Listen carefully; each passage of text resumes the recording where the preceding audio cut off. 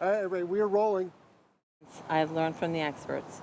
Fire is fast. Sher Grogg is shooting a video on fire safety. When the firefighters arrived, flames were already shooting through the roof and the top half of the front door. Sher took on this role after an enormous tragedy in her life. It's now a day and a half after a raging fire swept through that 16,000 square foot waterfront home. When this large home burned last year, Sher lost her brother and sister-in-law, along with 3 young nieces and a nephew. It took away everything. It took away everything we loved. The fire inspired Sher to learn everything she can about fire safety and to understand the reasons why her family perished. I searched the internet in the wee hours of the morning to learn more about fire, flashover, and fire safety advocacy groups. It's a way to ease my grief and to channel my anger and pain into something positive.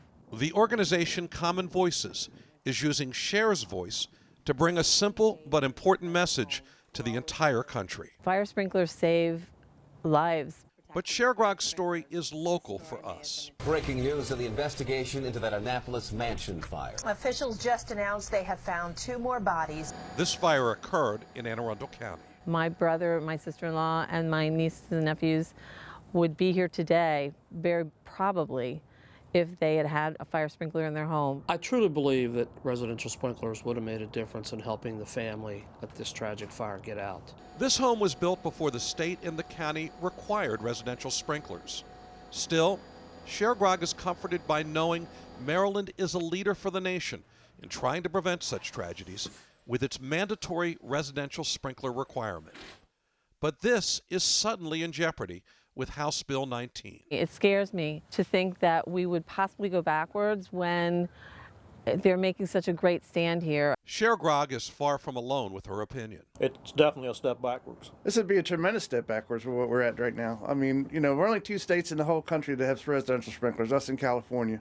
And us to take this step backwards is not only going to, impact here in Maryland and the citizens of Maryland, but it's going to impact those other states that are now trying to follow Maryland and California's lead. The experience of Prince George's County, one of the first jurisdictions in the country to require residential sprinklers, makes it clear that the objections to mandatory residential sprinklers aren't based in reality. In Prince George's County track record, they haven't had a fire fatality in a sprinkler home in the history of the time those sprinklers have been in place. Concerns about water supply in rural areas and the impact on the cost are cited by the proponents of House Bill 19, who want to allow local jurisdictions to opt out of requiring sprinklers.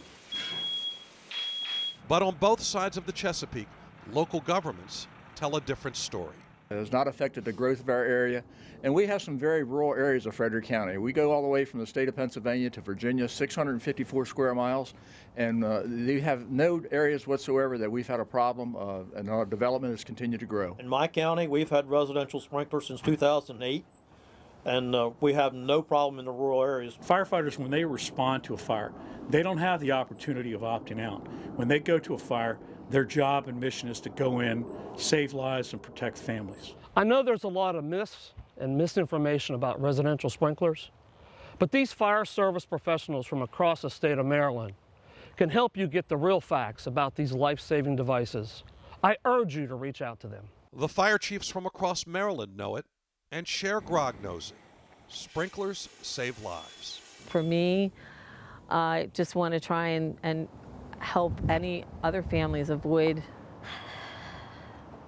the pain and loss that we've been through.